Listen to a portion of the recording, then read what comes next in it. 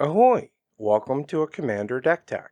This time we'll be going over a deck for Licia, Sanguine Tribune from Commander 2017. A bloodthirsty general from an as of yet unnamed plane, Licia wades into battle personally to lead her troops as general. A terrifying sight, wielding a gladius stained with the blood of her victims in each hand and the enchanted feathers of a slain angel decorating her helm. Licia is a merciless killer, unstoppable to all but the Leonin Prava, prefectus of the Steel Legion. Her true match may come in the form of a woman from across the seas, as unyielding as the stones she spent 10 years piling into cairns for Licia's victims. But until that day comes and her sins catch up to her, the warmongering Licia will find herself commanding a new legion of blood-drinking fiends here in this deck. Licia, Sanguine Tribune, is a staggeringly high 5 white black red, but we aren't likely to be casting her for 8 due to her static ability that reduces her cost by 1 for each point of life we've gained in the turn. This even applies to commander tax, so we should be able to avoid ever paying more than white black red to cast her. On top of that, she's a 4/4 vampire soldier with first strike and lifelink. Once per turn, on our turns, we can also pay 5 life to put 3 +1/+1 counters on her, meaning that if push comes to shove, we should be able to take our opponents out with commander damage if we need to. But, as nice as it is to have a big beater with first strike in the command zone, what we're really looking to do is take advantage of controlling our own life total. While much of what we're doing is raising it, we'll also be spending it as a resource, and we even have reasons to want to go very low on our life total as well. There are a number of win conditions where we want to go low, but I don't want to get too ahead of myself. Now that you know what the goals are, let's start talking about how to get there. Some might say that mana fixing is the beating heart of any deck, or at least I'm saying that right now to really stretch a metaphor. You don't really need me to tell you what mana rocks you like best, but for this deck, I'm going to be going with Sphere of the Suns to fix us in the early game. We all know which 2-drop mana rock is actually best, but I'm working on the assumption of a budget here. Mardu Banner and Savai Crystal will also help us out by tapping for any of our colors, as well as Replicating Ring, which is unlikely to ever get 8 counters on it, but it's such a great payoff that I'm going to always try. Stoic Farmer will also help us catch up when the green deck in the pod inevitably ramps. Mana fixing is also one of the ways we're going to take advantage of our life total and facilitate some life loss payoffs. Phyrexian Lens lets us tap it to pay 1 life and add 1 mana of any color. Vesper Ghoul, meanwhile, is a Phyrexian Lens on a 1/1 body. Treasonous Ogre is an amazing life sink, allowing us to spend 3 life to get red each time, but unfortunately red is pretty tertiary in this deck. Still, it will come in handy. We've also got Blood Celebrant, but before I get to talking about that one, and just how extremely useful it will be, let's go over some ways that we'll be gaining life. Yes, it's the Soul Sisters, or at least a bunch of knockoffs, because Soul's Attendant is a $2 card. But if you want to put a few extra dollars into this deck, that's where you might want to start.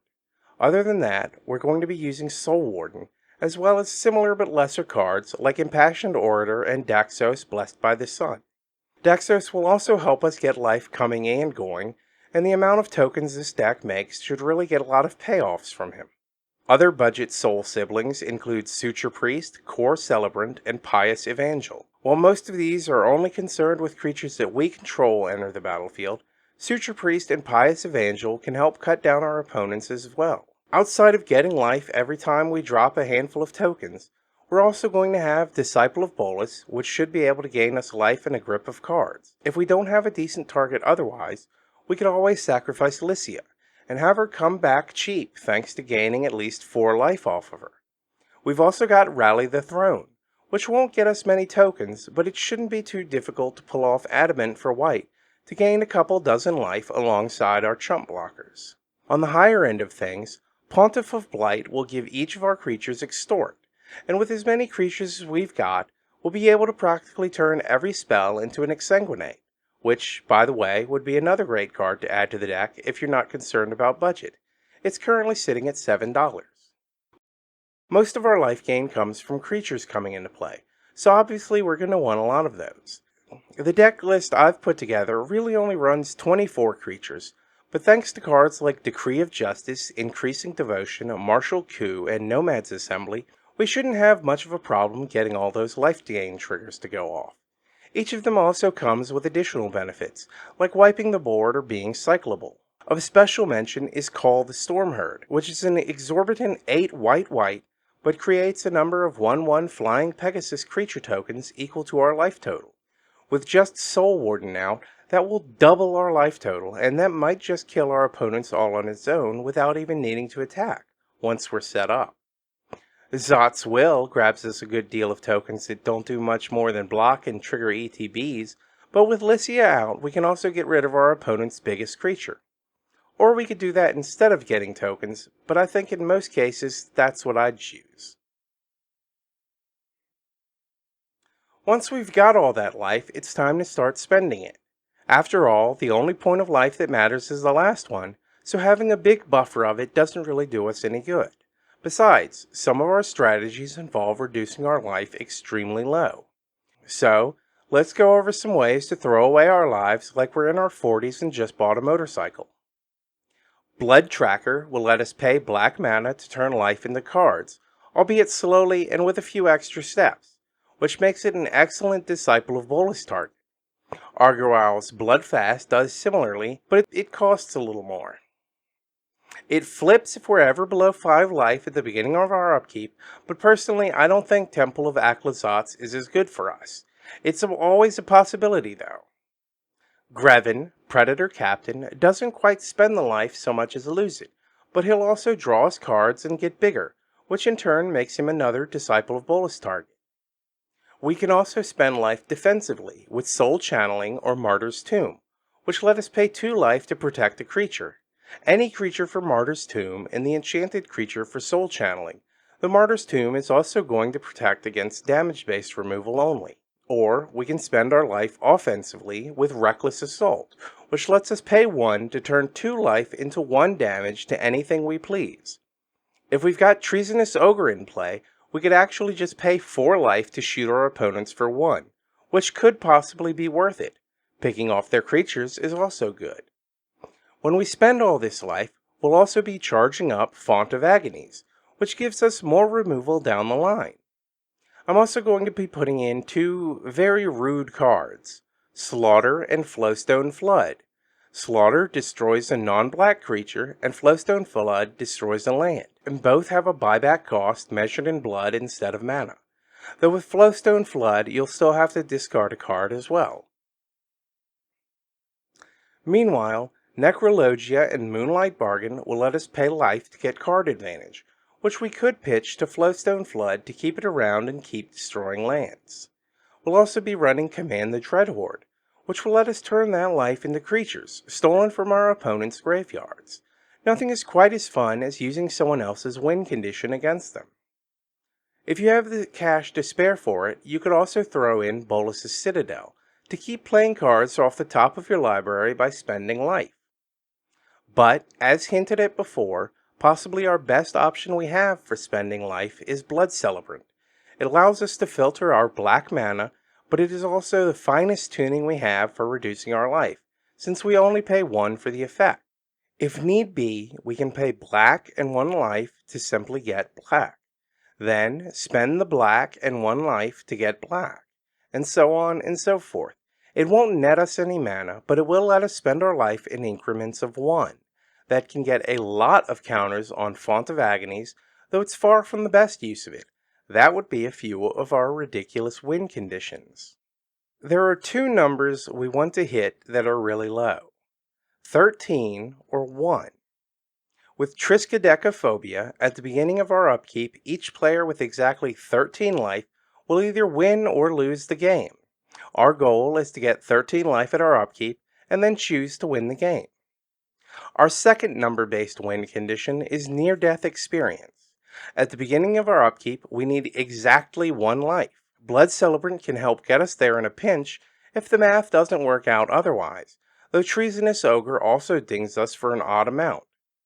This one is a bit more risky, but who dares wins. You could also run something like Felidar Sovereign, but that one is boring because everyone does it. Test of Endurance is similar, but also around $20. There's also Celestial Convergence. It's not expensive, I just didn't put it in the deck because waiting for 7 turns and hoping your enchantment doesn't get removed is time consuming and pointless, but you could always put it in your version. We'll also be running Angel of Destiny, which will be a thorn in everyone else's side, giving their opponents life as well, but one swing and will probably take out another player. We can also win by outright spending our life, literally buying the win with it. I've already mentioned Reckless Assault, but we've also got Bond of Agony. All we need to do is get the highest life total, and then spend more life than our opponents can afford to lose. If we want to take one person out at a time, we can go with Axis of Mortality, putting our life down to an extremely low and manageable number, and swapping it with our opponents before our upkeep, then swing at them and kill them. With a few of these, we are in danger of instant speed burn that kills us, so be careful with spending every point but the last. Thankfully, we have more ways to win than silly little tricks. Our primary strategy for winning isn't to rely on a single card, but instead to rely on a handful of them. The best of the lot are Defiant Bloodlord, Sanguine Bond, and Veto, Thorn of the Dusk Rose. Each of them, for an increasingly lower cost, will drain our opponents for however much life we gain, making each one of our life gain triggers put us that much further ahead and take our opponents that much further behind. Of special note is Vizkopa Guildmage. It can pull a Sanguine Bond, but only if we pay into it. But, because of that, as long as we can pay into it, we can stack the effect multiple times. We could turn a single one of Pontiff of Blight's extort triggers into a win condition by making our opponents lose an extra 3, 6, 9 life on top of the 1 point we drain. Those 4 are a really amazing effect, which is why it pays to have lesser copies of that same effect for backup. That's why we'll also be running Marauding Blight Priest, Cliffhaven Vampire, and Epicure of Blood. While these aren't nearly as effective, for the most part it won't really matter, since the bulk of our life gain is coming from playing token creators, meaning we're gaining life incrementally from a handful of individual triggers. It won't be quite as good when playing something like Rally for the Throne or Foul-Tongued Shriek, but by and large that won't matter to us. To finish things off, let's go over the notable lands. First off, I'm running every snow land we can afford. Snow-covered plains, mountains, and swamps, as well as Alpine Meadow, Snowfield Sinkhole, and Shimmerdrift Vale. This is because I want to run Blood on the Snow. It seems like a fun board wipe, and it would be great to cast it and then return something like Abhorrent Bloodlord and get a handful of tokens back as well. If you want to be more sensible, you can also run regular room temperature lands. Beyond that, since I want to run all 4 gates in our colors, Boros, Rakdos, Orzhov, and Gateway Plaza, I think it might be enough gates to run Plaza of Harmony. Even if we don't get our gates out, it'll at least give us colorless. But if we do have 1 or 2 of them, we'll be getting a good deal of fixing. With all that out of the way, I want to point out that this is a budget list, originally designed because someone on our Budget Brews asked for a deck for some Dollar General format or something. Every card in this list is under $1, save for Angel of Destiny, Treasonous Ogre, and Veto. If you want a much cheaper deck, you can cut those 3 out. If you want a more expensive deck, there's always Bolas' Citadel, or any of the other cards I've mentioned. Felidar Sovereign is pretty much an auto-include in any life gain deck, and it isn't even expensive. I just think that particular route has been done to death. And now for the credits. If you made it this far, I'd like to thank you. Part of this is me trying to get comfortable with my voice, so if you're listening this far, that means you probably put up with it. Or you at least scrub through to the end, but that's fine too, I guess. I bet you read the last page of books too. If you did enjoy this, I'd appreciate if you gave me a like, maybe shared the video, or left a comment. I won't ask anyone to subscribe, because who knows what content I'll do next. I've got a video talking about an SCP article I love, and I usually write essays about video game politics and themes. But I do want to do more Magic decks, since I can't play at the moment, what with the plague. I'd also like to thank the people whose names you see on the screen, who support me on Patreon. If you like this or any of my other stuff enough that you'd like to support me on Patreon, or with a simple donation, That'd be great of you. You can find links to that and my other work down in the description, along with the deck list. But if not, just leaving a comment about the deck would help a lot.